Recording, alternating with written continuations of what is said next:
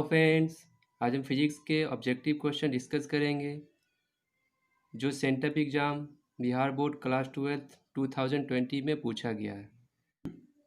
हमने previous lecture में mathematics के जितने भी 60 क्वेश्चन थे उसका हमने आंसर की दिया है एक्सप्लेनेशन के साथ।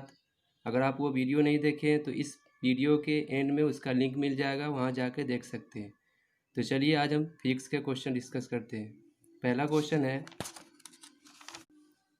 तो यहाँ पे जो दिए हुए हैं अब टोटल ऑब्जेक्टिव क्वेश्चन 42 क्वेश्चन है। जितने भी क्वेश्चन है सब डिस्कस करेंगे, साथ साथ इसका एक्सप्लेनेशन भी बताएंगे, हिंदी में भी और इंग्लिश में भी। तो पहला क्वेश्चन है,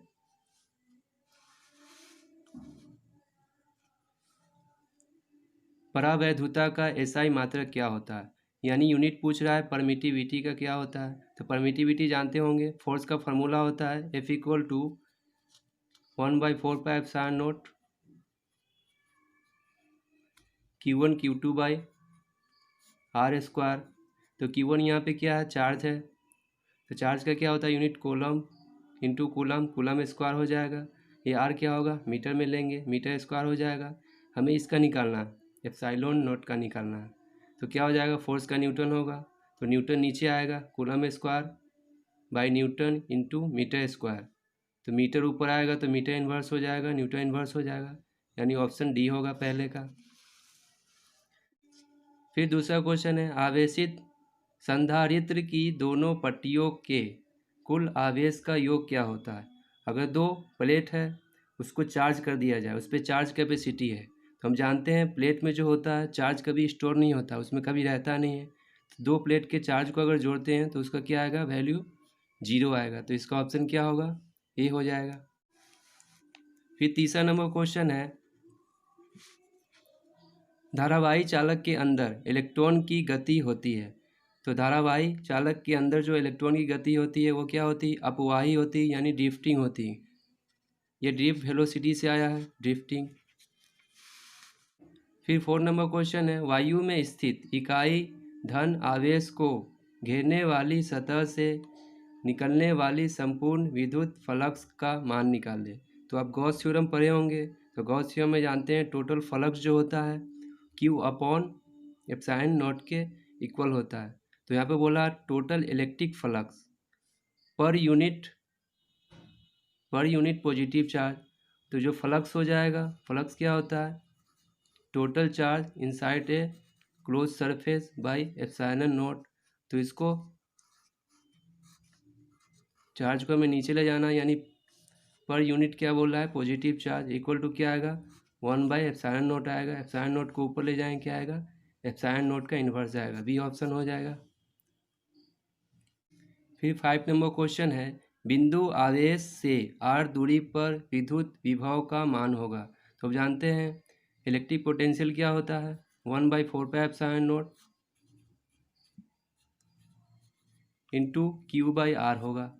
तो r की ये क्या है, इन्वर्सली प्रोपोर्शनल है, तो ये क्या होगा, व्युत्क्रमानुपाती होगा r के, बी ऑप्शन होगा।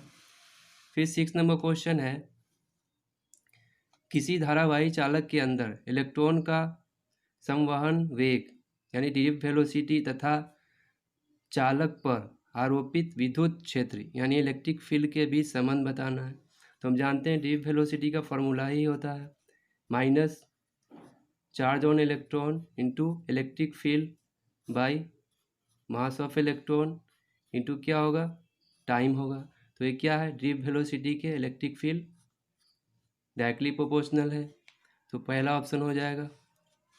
फिर 7 नंबर क्वेश्चन है, ये कैपेसिटर का क्वेश्चन है, 64 समरूप बूंदे यानी ड्रॉप्स जिनमें प्रत्येक की धारिता 5 माइक्रोफैराड है मिलकर एक बड़ी बूंद बनाती है। तो बड़े बूंद की धारिता होगी, यानी बड़े बूंद का हमें कैपेसिटर निकालना है।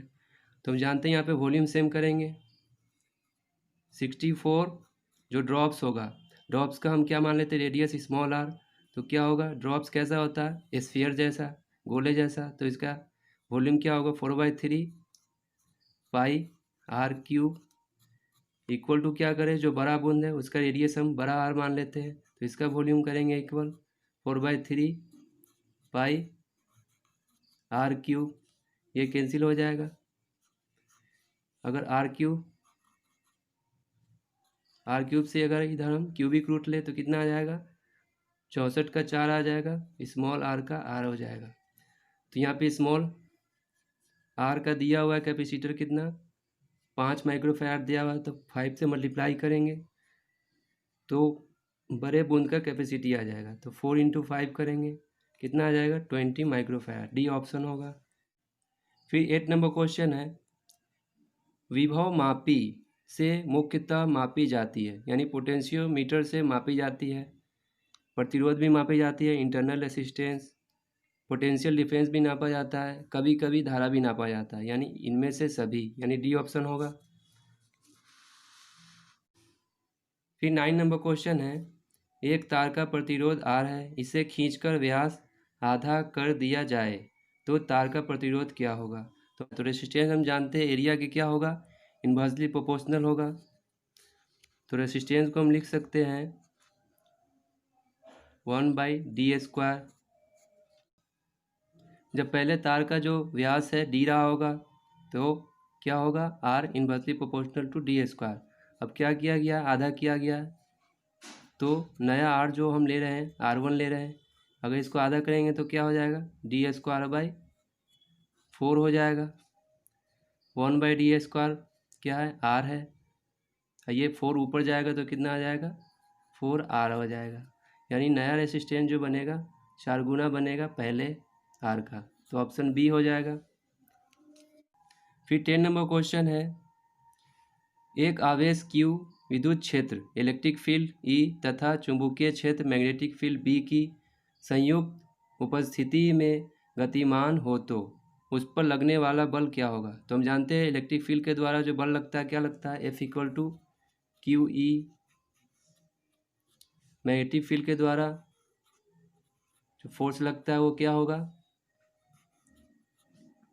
QBV, लॉरेंज फोर्स है। तो टोटल को ऐड कर देंगे तो क्या होगा, QE + QBV। तो कौन सा होगा, दोनों में से Q कॉमन है तो E + V × B, C option होगा इसका। फिर 11 नंबर क्वेश्चन है, अगर दो आवेशों के बीच की दूरी बढ़ा दी जाए तो उनकी वैद्युत स्थितिज ऊर्जा क्या होगी। तो हमने अभी पीछे डिस्कस किया था, इलेक्ट्रिक पोटेंशियल जो होता है इन्वर्सली प्रोपोर्शनल क्या होगा, आर के। तो जब आर को क्या करेंगे, दूरी बढ़ा देंगे तो स्थितिज ऊर्जा क्या होगा, घट जाएगा, तो ऑप्शन ए होगा।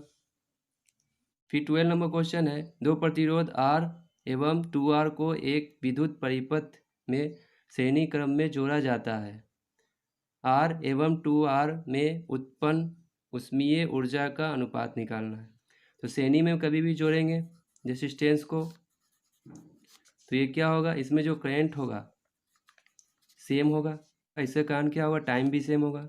तो हम जानते हैं, तो ऊष्मीय ऊर्जा का हम फार्मूला जानते हैं, H=I²RT।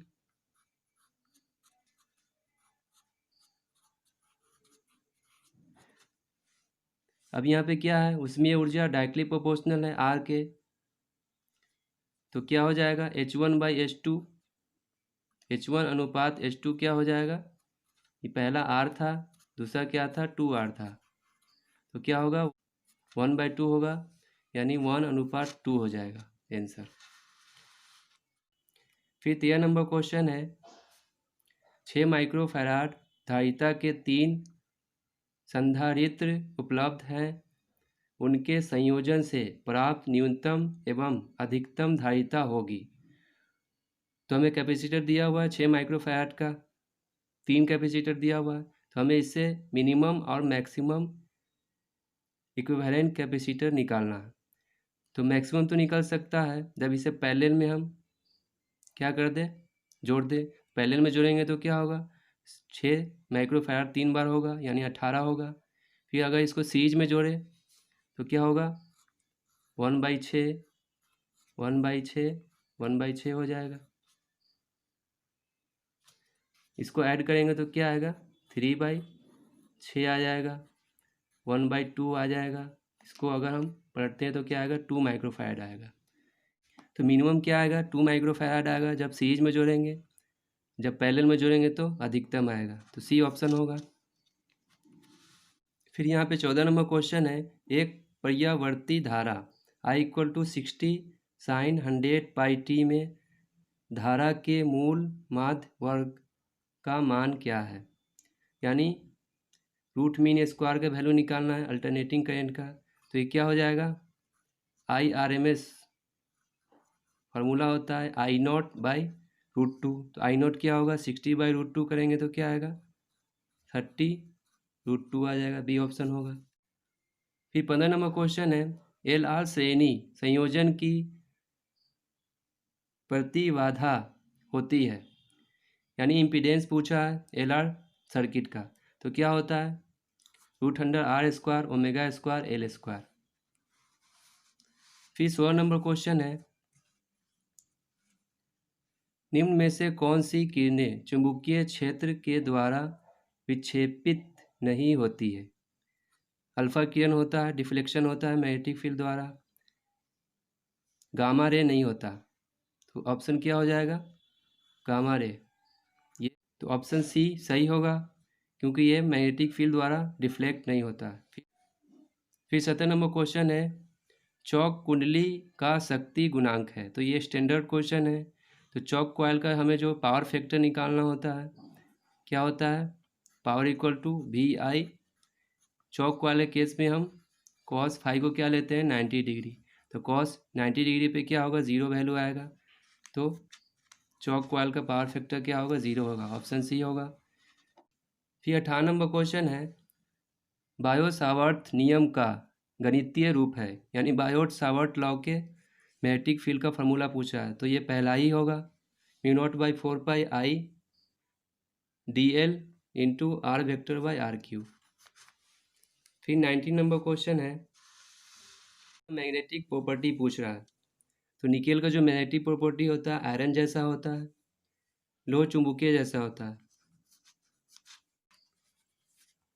फिर 20 नंबर क्वेश्चन है, चुंबकीय याम्योत्तर एवं भौगोलिक याम्योत्तर के बीच का कोण कहलाता है। तो यहाँ पे डेफिनेशन डायरेक्ट पूछा है, angle between magnetic meridian and geographical meridian क्या होता है। तो एंगल ऑफ डिक्लिनेशन को कहते हैं, यानी दिक्माप को कहते हैं।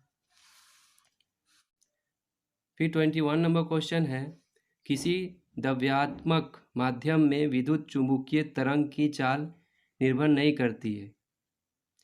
तो क्या होगा, हम जानते हैं वेलोसिटी जो इक्वल होता है electric field by magnetic field, या इसे ऐसे भी लिख सकते हैं, इसको कैलकुलेशन करेंगे तो ε0 परमिटिविटी या मैग्नेटिक परमिएबिलिटी, या इसको हम ऐसे भी लिख सकते हैं लैम्डा वेवलेंथ इनटू फ्रीक्वेंसी। तो यहाँ पे जो हमने लिखा है भी इलेक्ट्रोमैग्नेटिक वेव है, तो सब पे डिपेंड करेंगे, इलेक्ट्रिक फील्ड मैग्नेटिक फील्ड पे भी करेगा, ε0 μ0 पे भी करेगा। यहाँ पे लैम्डा क्या है, वेवलेंथ है, एफ क्या फ्रीक्वेंसी पे भी करेगा। तो फ्रीक्वेंसी पे करेगा, वेवलेंथ पे करेगा, परमिटिविटी पे भी कर रहा है, तो ये तीनों होगा। इस पे नहीं कर रहा है, तो यहाँ यही पूछा है, निर्भर किस पे नहीं कर रहा है, इंटेंसिटी पे नहीं कर रहा है, सी ऑप्शन होगा। फिर 22 नंबर क्वेश्चन है, एक समद्वितल लेंस के प्रत्येक तल की वक्रता त्रिज्या 20 सेंटीमीटर तथा लेंस के पदार्थ का अपवर्तनांक 1.5 है। तो लेंस की फोकस दूरी निकाल ले। तो हम जानते हैं लेंस फेकर फार्मूला से क्या होगा, 1/f = μ-1 इंटू 1/r1, वक्रता त्रिज्या 1 -1/r2। तो यहाँ पे क्या है, बाईफोकल लेंस है, तो R1 R2 बराबर होगा, R2 जो लेंगे माइनस में लेंगे, माइनस माइनस प्लस हो जाएगा, तो 1/20 1/20 2/20 होगा। 2/20 को क्या लिखेंगे, 1/10। फिर यहाँ पे क्या म्यू कितना है, 1.5, उसमें से -1 करेंगे 0.5 आएगा। इसको कैलकुलेशन करके कितना आया था, 1/10। फिर इसको सॉल्व करेंगे तो क्या आएगा, 1/20। ये 1/20 क्या आया, 1/f आया। इसको पलट देंगे तो क्या आएगा, 20 सेंटीमीटर, सी ऑप्शन होगा सही।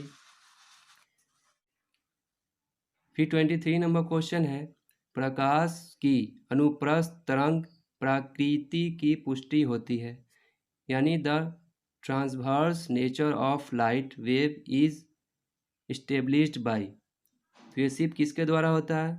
ध्रुवन द्वारा, यानी पोलराइजेशन द्वारा होता है। ये डिफिनेशन था, बी ऑप्शन हो जाएगा। फिर 24 नंबर क्वेश्चन है, एक सरल सूक्ष्मदर्शी से बना प्रतिबिंब होता है, यानी सिंपल माइक्रोस्कोप के द्वारा जो प्रतिबिंब बनता है, वर्चुअल एंड इरेक्ट, यानी आभासी एंड सीधा बनता है। ऑप्शन ए हो जाएगा। स्टूडेंट, हमने यहाँ पे 24 नंबर क्वेश्चन डिस्कस किए हैं। बाकी जो क्वेश्चन बचे नेक्स्ट वीडियो में डिस्कस करेंगे। और हमने प्रीवियस लेक्चर में मैथमेटिक्स के 60 क्वेश्चन को डिस्कस किए थे एक्सप्लेनेशन के साथ, हिंदी में और इंग्लिश में।